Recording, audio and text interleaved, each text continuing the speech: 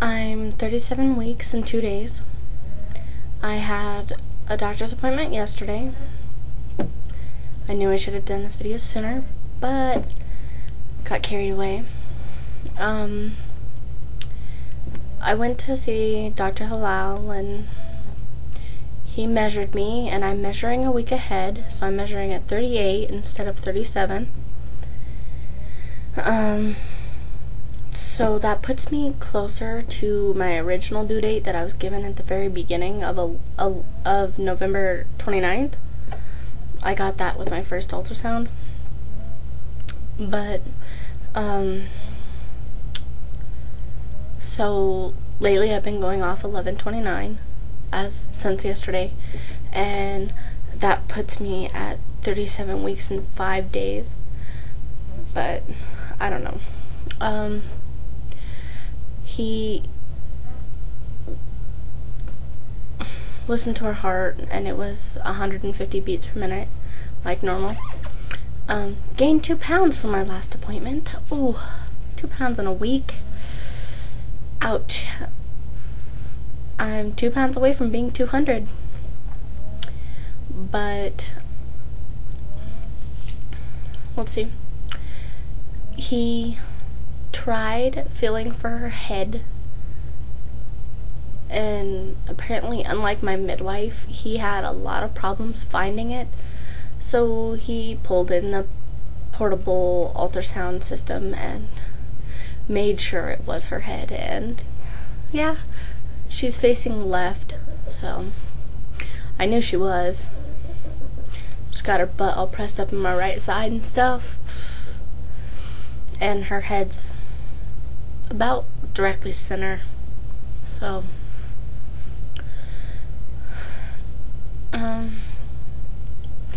he didn't show me anything else in the ultrasound, and I didn't get pictures either because it was just a portable ultrasound machine.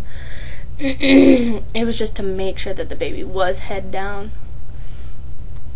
But he decided not to check me today yesterday, because he said I'm gonna be checked on week 38, week 39, and week 40. So that's if I don't have her before then. But he was like, I'm gonna give you a break. I mean, you got checked last week, and you've been checked once before, so I don't think it would hurt you very much to go 1 week without being checked. So I wasn't checked.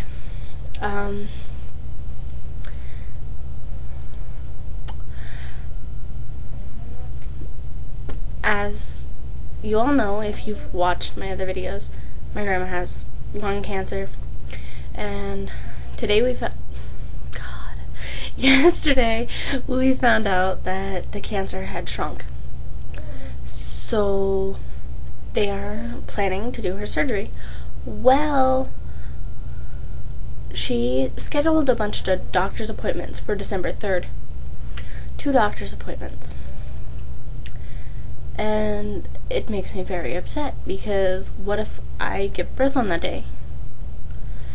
And then I clearly told my family, at least not even a month ago, that if I go overdue, I'm gonna ask them to induce me on December 8th. And guess what? She has scheduled chemo for that day. Wouldn't bother me if chemo was only 30 minutes long and stuff like my grandpa's, but hers is 5 hours. I don't know. Oh, doctor said she estimates to be about 7 pounds, 8 ounces. Anyway, but back to the grandparent thing. And before people start saying, you know, I'm inconsiderate of my grandmother's condition and stuff like that, thing is, she can't get her surgery until she's been off cigarettes for 6 weeks. She still hasn't quit smoking. And I know this for a fact because before I came downstairs to the computer earlier yesterday, before she was lighting up a cigarette. So it doesn't matter when she sees her doctor. It's gonna be about another month and a half before she's able to get her surgery anyway. So it hurts me that she would purposely set up her appointments on these days, because my grandma goes, and so my mom wants to go with her. So my mom goes to all her doctor's appointments, and frankly, I want my mom there at the birth. And if she's with my grandma, she's not there. Yeah, I have my girlfriend and my sister-in-law, but it's not the same because I want my mom there. She has not seen any of her grandchildren's birth, and that's basically because all her grandkids were given to her by her daughters-in-laws, and they didn't feel comfortable with having their mother-in-law in the room. Well, this is my first child. This is her second granddaughter, and I would love for her to be there. I mean, yeah, she does have 5 grandchildren,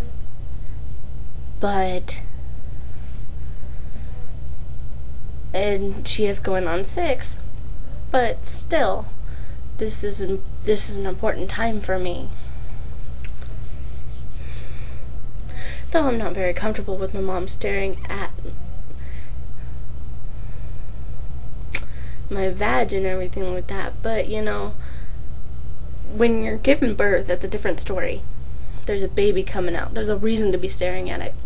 Unlike when I was getting checked for strep B, which thankfully I don't have, she was staring at it. Oh, drove me nuts, because she actually asked my doctor if I could have the baby and everything because of it.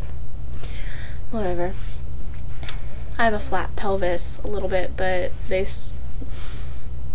say I'm a likely candidate for vaginal birth, which is nice, because I don't want a C-section.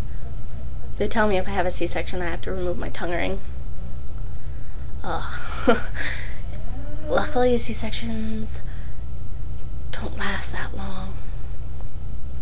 They just don't want it like somehow coming loose and falling into your throat and then you choking on it. Wouldn't be a smart idea, but yeah, you never know. It could have happened.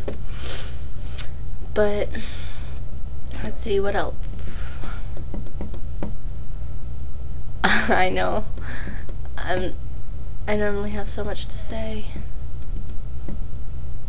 Basically, for the most part, I've been off with watching Cadence, so I get to watch her tomorrow. Not looking forward to it.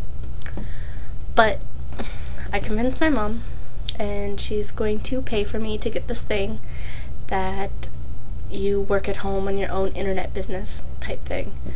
And I'm really hoping it works, just so, you know, I can make some good money to get the hell out of here. You know what I mean? I'm not very happy here in Idaho, and I'd like to get away from my family for a while. Yeah, I'll visit, but any time away from your family when they're driving you insane is a good time. And they're all really pissing me off. I don't know. I'm getting tired. Very tired. She's getting so big, and the strain on my back is just killing me.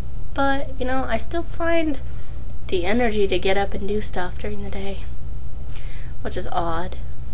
But even though I go to bed so late at night, and then I get up early in the morning to watch Cadence, and then I nap in the afternoon with Cadence, which can't always be a good thing, because most of the time when I get up in the middle of our naps to go to the bathroom, she gets up and then she doesn't want to go back to bed, and I'm still tired. Me, I'm a fan of 2-3 hour naps. Cadence can and will nap for 2-3 hours, but if I get up to go pee, which, come on, I'm pregnant. Of course I'm going to. She gets up. But now I'm going to show you my stomach, which probably hasn't gotten that much bigger. But, and then I'll let you guys go.